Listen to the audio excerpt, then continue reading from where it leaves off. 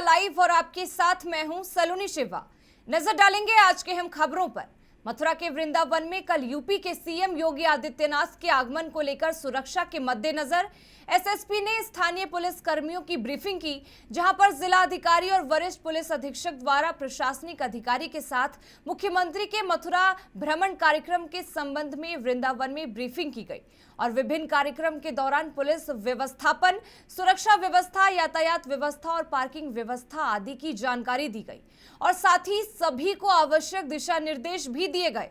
माननीय मुख्यमंत्री जी का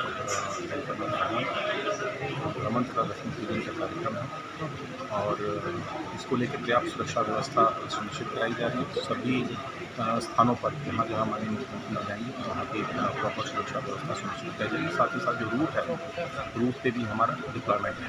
वाराणसी में काशी विश्वनाथ मंदिर से सटी ज्ञानवापी मस्जिद का भारतीय पुरातत्व सर्वेक्षण यानी एएसआई द्वारा सर्वे सोमवार को 5.5 घंटे तक चला और उसके बाद सुप्रीम कोर्ट के आदेश पर रोक देना पड़ा।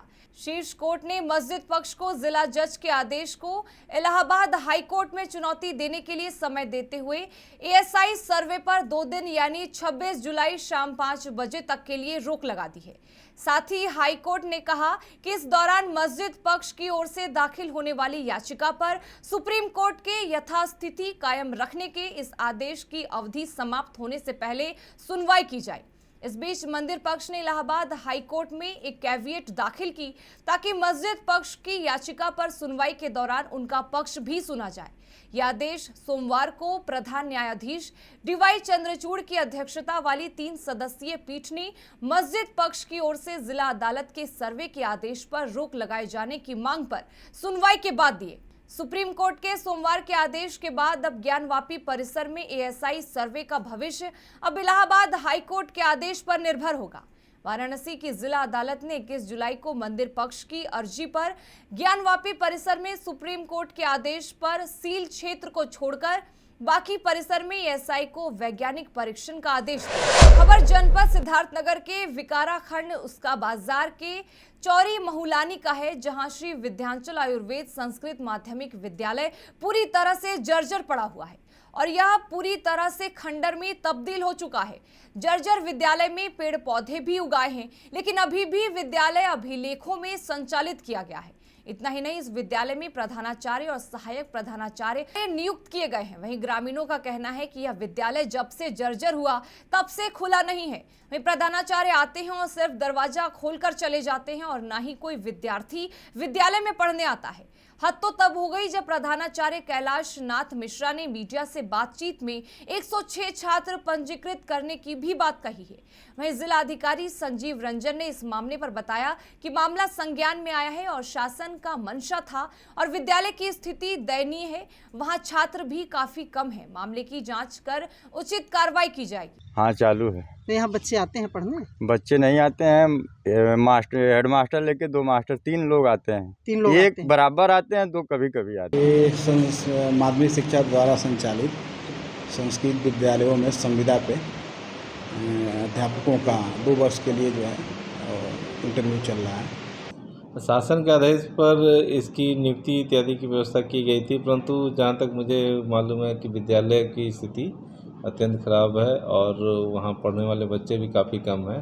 इंटरव्यू निकाले हिंदी का, व्याकरण का, विज्ञान का और इंटरव्यू निकाल करके अभ्यर्थन को अपने लिख करके रद्द किए, कॉल लेटर जारी कर दिए प्रशिक्षणार्थियों को और उनको बुला लिए कॉल लेटर में और पुनः प्रधानाचार्य अपने मौखिक से कहते हैं, मुख से कहते हैं कि हमारे यहाँ इस विषय का मान्यता नहीं है। एक बार फिर यमुना के जलस्तर में बढ़ोतरी हुई, जिससे वृंदावन के निचले इलाकों में रहने वाले लोगों में दोबारा हड़कंप मच गया है। वृंदावन की परिक्रमा मार्ग में भी दोबारा यमुना का पानी भर गया है। आपको बता दें कि पहाड़ों में लगातार हो रही बारिश और सीमावर्ती राज्य दिल्ली और ओखला बांध से 2,50,000 क्यूसेक और ताजेवाल बांध से 2,70,000 क्यूसेक पानी छोड़ने से यमुना के जलस्तर में एक बार फिर बढ़ोतरी देखने को मिल रही है, जिसकी वजह से निचले इलाकों में रहने वालों के लिए एक बार फिर दोबारा मुसीबत बनेगी। अभी हाल ही में करीब 10 दिन पहले वृंदावन के निचले इलाकों में बाढ़ के पानी ने तबाही मचाई। लोगों ने इस आपदा को जैसे तैसे संभाला। वहीं अब दोबारा यमुना में जलस्तर बढ़ने से उन्हें दोबारा अपना घर छोड़ने को मजबूर होना पड़ेगा। वहीं नाविक कृष्णकांत ने बताया कि यमुना के ऊपर से 5 लाख क्यूसेक से अधिक पानी छोड़ा गया, जो कि मंगलवार रात और बुधवार तक यमुना में दोबारा पानी बढ़ेगा। नाविक ने अनुमान लगाया है कि यमुना का पानी पिछली बार आए पानी के ही बराबर रहेगा। वहीं उन्हें यमुना में नाव चलाने की मनाही की गई है। पहले जितना आ चुका था लेवल में उतना पानी आने की संभावना है अभी। 5 लाख 20 लाख की 5 लाख कुछ पानी छोड़ा है। आज होली गेट हृदय स्थल पर बंदर पकड़ो अभियान चलाया गया। स्थानीय लोगों ने जिला प्रशासन से मौन होकर गले में पट्टी डालकर बंदरों को पकड़ने का जिला प्रशासन से आश्वासन किया। वहीं इस पर प्रदेश अध्यक्ष ने कहा कि मथुरा, वृंदावन और पूरे प्रदेश में बंदरों का भारी आतंक है। यहां तक कि दलपत खिड़की पर एक महिला की बंदरों के कारण मौत हो चुकी है। वहीं छत्ता बाजार में एक मजदूर पर बंदरों ने ईंट फेंक दी, जिससे उसकी मौत हो गई। बता दें कि आए दिन देसी परदेसी यात्री श्रद्धालुओं का चश्मा, टोपी, पर्स, मोबाइल और अन्य कीमती सामान बंदर लेकर भाग जाते हैं और तोड़ देते हैं। बंदर लोगों को काटकर घायल कर रहे हैं, जिस कारण से बंदर पकड़ो अभियान पिछले 3 सालों से चल रहा है। लेकिन आज तक प्रशासन और नगर निगम के कानों में जूं तक नहीं रेंग रही है। अगर बंदर को नगर निगम और प्रशासन ने नहीं पकड़ा तो आगे जन आंदोलन किया जाएगा। आज होली गेट पर बंदर पकड़ो अभियान के तहत छत्ता बाजार से लेकर के हमारा एक पैदल मार्च किसान गरीब मजदूर के बैनर तले किया गया। जनपद सिद्धार्थनगर में धान की रुपाई लगभग 95% हो गई है। साथ ही वर्षा न होने पर जमीन में दरारें भी पड़ना शुरू हो गया है। साथ ही कीट और घास का भी किसानों को चिंता सताने लगा है। वहीं जिला कृषि रक्षा अधिकारी विवेक दुबे ने किसानों से अपील की है और कहा कि फसल में कीट लग रहा है तो तत्काल कृषि सलाहकार से सलाह ले और समय समय पर दवा का छिड़काव करें। इसके साथ ही जिला कृषि रक्षा अधिकारी विवेक दुबे ने और क्या कुछ कहा, सुनिए। पहले तो सभी को नमस्कार। और जैसा कि हम सभी जानते हैं कि जनपद सिद्धार्थनगर में लगभग 95% क्षेत्रफल में धान की रुपाई लगभग पूरी हो चुकी है और बाकी कुछ क्षेत्रों में हो रही है। किसान भाइयों से मेरा यह अनुरोध है कि धान की जिस दिन वो रुपाई करते हैं और खेत में उनके पानी अगर मौजूद है तो 24 से 72 घंटे के अंदर अगर उनके पास संभव है तो प्रेटलाक्लोर 50% TC दवाई आती है, जिसको आधा लीटर प्रति एकड़ की दर से अगर उसको उपयोग करते हैं तो उसमें खरपतवार नियंत्रण में काफ़ी सहयोग मिलेगा। टप्पेबाजी की एक से बढ़कर एक घटना तो आपने बहुत सुनी होगी, लेकिन रायबरेली में एक ऐसी टप्पेबाजी की घटना सामने आई है जिसको सुनकर सभी हैरान हो जाएंगे। आपको बता दें, एक टप्पेबाज फुटकर सब्जी विक्रेता से लगभग 1.25 कुंटल से अधिक टमाटर लेकर फरार हो गया, जिन्हें ढूंढने पर भी वह नहीं मिला।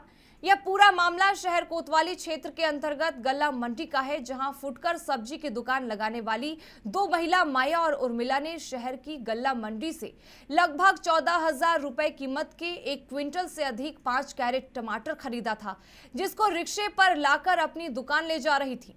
लेकिन तभी रिक्शा चालक सबसे महंगे बिक रहे टमाटर लेकर फरार हो गया। दोनों महिलाएं काफी देर तक फरार रिक्शा चालक की तलाश कर रही थी, लेकिन जब रिक्शा चालक नहीं मिला तो थक हार कर वापस लौट आए।